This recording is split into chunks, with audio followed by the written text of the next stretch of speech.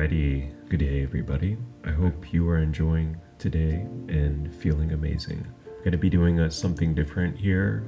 The past few videos have been about megalithic structures and ancient humans, so I thought it would be prudent that we switch it up a bit, still staying persistent, but just changing the direction of the content, and we'll be discussing some UFO stuff.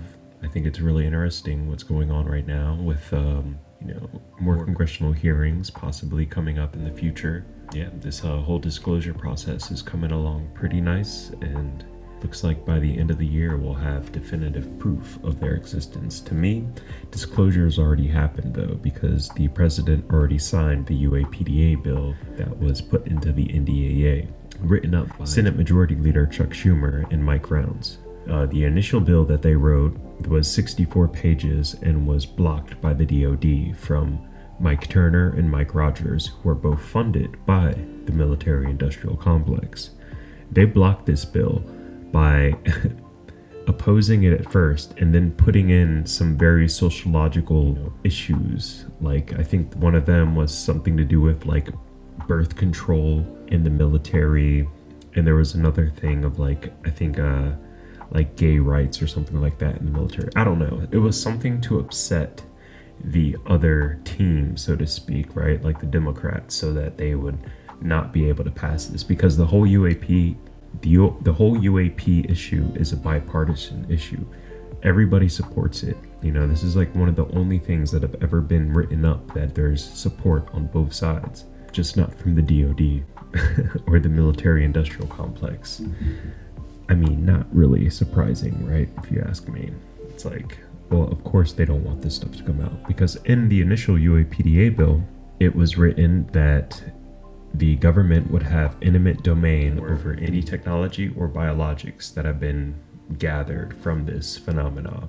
And then also a president-select committee would have been created to comb through all of the documents and files that have been taken from all parts of the government on the UAP phenomena, UFO phenomena. And yeah, they weren't having that, huh? But still, a bill was passed. So after Chuck Schumer spoke on stage for 25 minutes, let's see. Actually, I'll tell you guys right now. He discussed on the Senate floor, Senator Rounds discussed for 7.5 minutes. Some of the statements that they made, I have them all written down here for you guys, was the U.S. government has gathered a great deal of information over many decades, but has refused to share it with the American people. That is wrong, and additionally, it breeds distrust.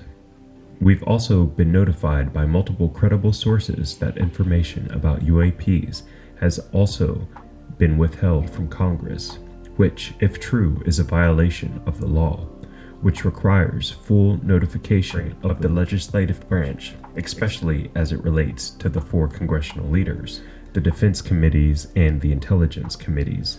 It's beyond disappointing that the House has refused to work with us on all the important elements of the UAP Disclosure Act during the NDAA conference, but nevertheless, we did note important progress.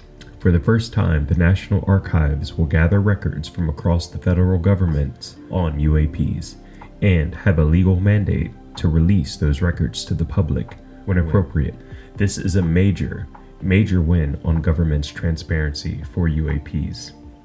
It's essential we keep working on our proposal to create an independent, presidentially appointed review board that can oversee UAP classified records and create a system for releasing when appropriate to the public. It's the same method used for the JFK records, and it continues to work to this very day. It is really an outrage that House didn't work with us on adopting the review board, which of course by definition is bipartisan in the Senate. Now it means the declassification of UAP records will be largely up to the same entities that have blocked and obfuscated disclosure for decades. I want to assure the American people, Senate Rounds and I will keep working to change the status quo. Before I yield finally to him, I'd like to acknowledge my dear friend and late Harry Reid and mentor who cared about this issue a great deal. He's looking down and smiling on us. But he's also wanting us to get the rest of this done, which we will do everything we can to make happen. So that's basically what Chuck Schumer said on the Senate floor.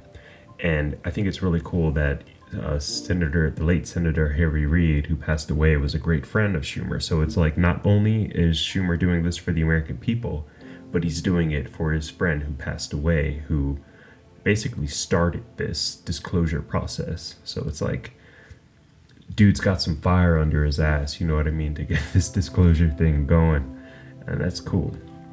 So this is what Round said. The lack of transparency on the matter, which is of real interest to a lot of folks who have watched from the outside.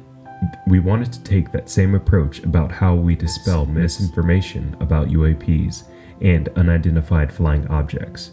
Unidentified objects that simply have come to the attention of the American people. Same approach, referencing JFK's assassination. So basically they want to use the same approach as the JFK assassination, right? They didn't tell the people what happened. They drew up some bullshit story and they, pumped that into the American populace. And, most Americans didn't believe it and most still don't. But we're slowly getting more and more information as time goes, right? So that not to incite panic, right? And that's the major reason why this disclosure process is taking so long, because it could cause panic among the American population and maybe the world, right? You go, if the president goes up on stage and is like, hello people, aliens are here, yeah, they're flying around and we can't stop them. We may or may not have made a deal with them to allow them to abduct people and do experiments on them for technology. That wasn't us, but that was the military-industrial complex. But it still pay taxes and stuff like that. We want to keep this thing going, even though your best interest isn't in minds of the military-industrial complex and some people in government. Stay asleep, go to work, have babies, keep this engine going, right? So it makes sense why this is such a hard thing to push out and to get transparency on, but I feel so grateful that we have people high up in the Senate that are fighting for this. It's really cool. Part of the most significant shortcomings of the conference committee agreement that are now being voted upon, rejections, first of all, of a government-wide review board composed of expert citizens, presidentially appointed and Senate confirmed, to control the process of reviewing the records and recommending to the president what records should be released immediately or postponed, and a requirement as a transparency measure for the government to attain any recovered UAP material or biological remains that may have been provided to private entities in the past and thereby hidden from Congress and the American people. So basically what he's saying there is that anything that has been collected pertaining to extraterrestrial has been given to private entities, private companies, right? The American people and Congress, they can't just seize anything that a private entity has or has created or acquired, thereby skirting the grapple hook that is the FOIA request and, keeping things secret. And this is your your war machine, basically. This is your Lockheed and Martin, your weapons developing manufacturing companies, right? Those are all the people who have all of this stuff. I think it's really cool that we're getting this shit sorted out like that. Like, they know where it is and they know what they have to do to get it. And Congress has actually just been granted subpoena power to subpoena these people to come forth and testify under oath. So in no time, we'll be getting some answers. Let's see. We are lacking oversight opportunities, and we are not fulfilling our responsibilities. To those who think the Citizen Review Board that would have been created in our UAP Disclosure Act, that it would have been unprecedented and somehow go too far, we know that the proposed review board was very closely modeled on the review board established in the JFK Assassination Act of 1992, which has successfully guided the release of records to the American public on another very sensitive matter of high interest to the American people. And it does one more thing that we really need to recognize, and that is that there is, we believe, information and data that has been collected by more than just the Department of Defense, but by other agencies of the federal government as well. And by allowing for an outside, independent collection of these records, we can make progress in terms of dispelling myths and providing accurate information to the American people. So yeah, so that's really freaking amazing and cool that they're going to be doing that. They're going to be writing up, they select people to basically comb through all of this data and review it. And actually, once this happened, multiple organizations in the government started releasing videos that they had. Like, I think the Border Patrol released a video and a few other ones. I don't know. But yeah, so we're getting some information here and it's pretty cool. But let's see, I'm gonna go back to what I was gonna do, where I'll be reading some of the, here we are. So this is gonna be bona fide accounts from people working in the military and in our most sensitive nuclear site facilities who have witnessed UFOs and stuff and have gone and documented them, right? So these are like people who are literally the highest Department of Energy people, really. And the Department of Energy is actually suspected of being part of this whole Majestic 12 stuff, where they have the ability to hide anything that pertains to nuclear / UFO based on how they handled the Manhattan Project. So yeah, here we go. 1945. The first atomic bomb test at the Trinity site in New Mexico was allegedly witnessed by a UFO, according to a letter written by a former Army Air Force intelligence officer named Major Jesse Marcel. 1947, a UFO reportedly crashed near Roswell, New Mexico, close to the 509th Bomb Group, which was the only unit in the world that possessed atomic bombs at the time. 1952, UFOs were seen flying over Washington, D.C., triggering air defense alerts and jet scrambles. Some of the sightings occurred near the Atomic Energy Commission's headquarters. 1967, 7 Minuteman nuclear missiles at Malmstrom Air Force Base in Montana became inoperable after UFOs were sighted nearby, according to former missile launch officers who later came forward.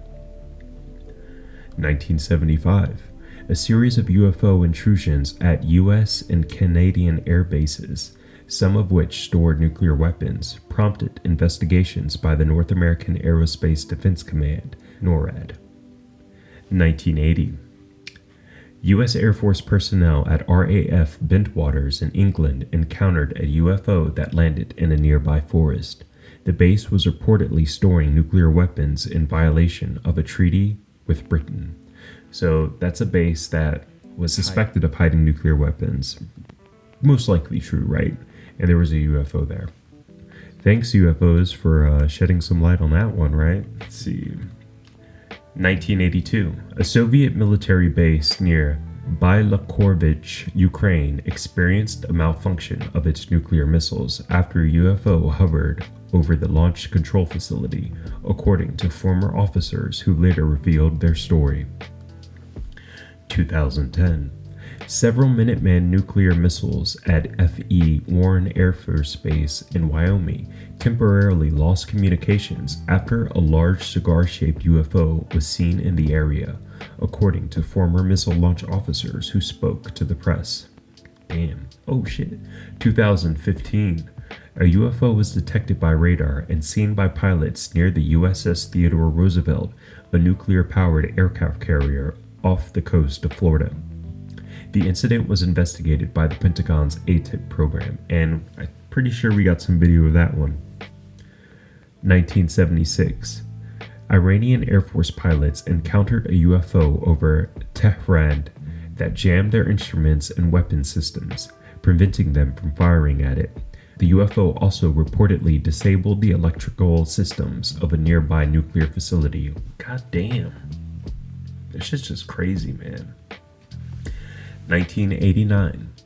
Belgium Air Force jets chased a triangular UFO that was seen by thousands of witnesses over Belgium. The UFO was detected by NATO radar and exhibited extraordinary maneuvers and speed. The UFO was also sighted near a nuclear power plant in Tihange, 1990.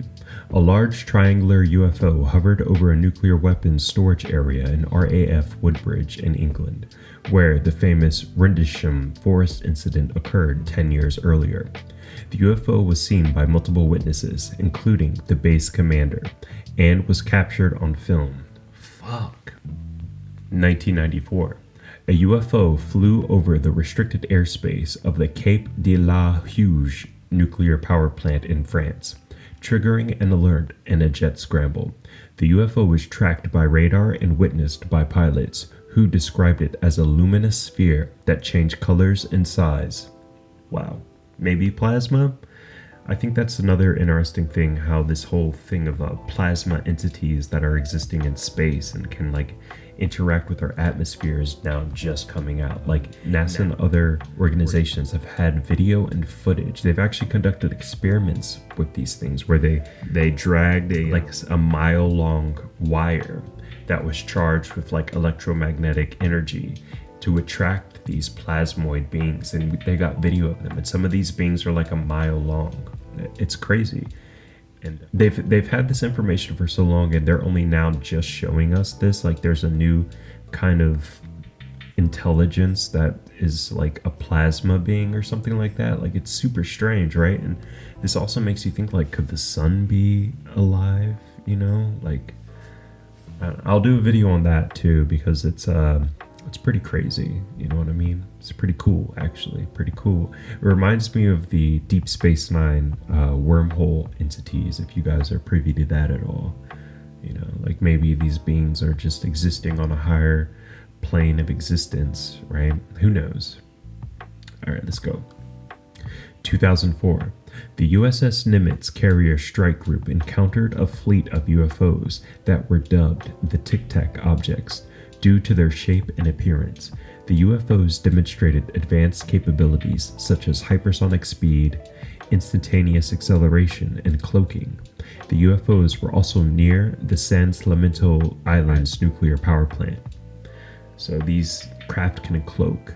And so the cloaking aspect of this was brought up in the UK Daily Mail press release about the OGA that is run by the CIA, and basically it's their program to go all over the world, global access program, go all over the world and collect these crashed craft. And it said in that, from a whistleblower, that they have the ability to discern cloaked UFOs.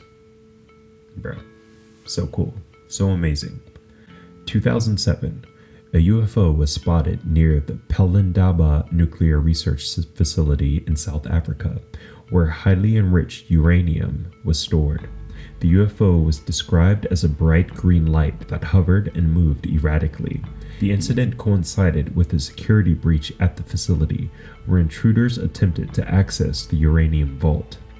Wait, what? What intruders were doing that? Okay, that's something I'm gonna have to research more. Was it human intruders, or was this some other kind of intruder? What? That's pretty crazy. 2012, the date the world changed. A UFO hovered over the Oskarshamn nuclear power plant in Sweden, causing a shutdown of one of the reactors. The UFO was witnessed by several employees and captured on video. The UFO was described as a large blue light that emitted a beam of light. Wow. Yeah, so that's what I have for right now. Pretty crazy, right? All of these cases of UFOs hovering and shutting down nuclear facilities. And there are actually some stories, if you've ever looked into Richard Dolan, who's highly recommend you checking him out. He does really, really good work and detailed research on this subject, where UFOs have actually shut down our aircraft carriers, leaving them, defenseless for 30 minutes. Pretty impressive, pretty crazy, actually. This is just a mountain of evidence supporting that UFOs actually exist and that they're actually here. If you guys enjoyed this video, let me know. I'd love to keep doing more of this research. I actually learned things when I make these presentations, so I really appreciate that to everybody. I hope if you haven't been interested in the UFO disclosure process that's going on, I hope this has sparked some interest in that, because it's big. This and the ancient civilizations is the two paradigms that are changing right now. And I think that those changes in our perspective and our awareness of them as a whole will in turn change humanity for the better. We'll be learning about our true history and understanding that we were once an advanced civilization that was tapping into the energies of the earth and connected to the universe. And then the other is the awareness that there are other beings out there that are interacting with us. And now maybe if we all become aware of this, they will open contact with us, which would be amazing. And some of this technology and information can be released to the public, changing the world for the better. Free energy, along with some other things, teleportation, maybe even faster than light travel. We can finally go to asteroids and mine them for material instead of taking them out of this earth. And that's one of the main reasons why I train and I work out so hard, is because I want to be one of those people that have the opportunity to mine an asteroid. I think that would be amazing. Please stay tuned for my next video. I'm not sure if I'll be doing another site visit or if I will be writing up my next video about the Babylon, the similarities and the building techniques. We'll see. Or it could be something completely different. I may even pop off and do some music. No, I'm just kidding. This channel is now officially a presentations channel.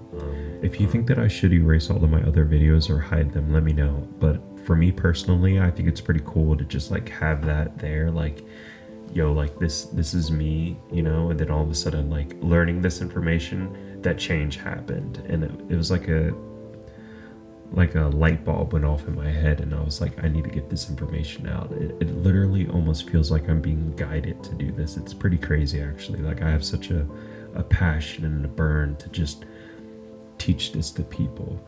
One of my goals is honestly to start doing public presentations of this and getting on stage and talking about this. The area that I live in is super Christian. They're crazy Christian people. Well, I wouldn't say they're just heavily indoctrinated into the Christian theology. Multiple versions of it, actually. It's pretty wild. I think it would be really interesting if I start doing presentations about ancient civilizations and UFOs, just coming at them with undeniable proof and evidence and just see their reaction. That would be pretty cool and funny. But yeah, much love, everybody. This is From Thought, and I hope you all have a wonderful day, night, morning, whenever you watch this. Peace out.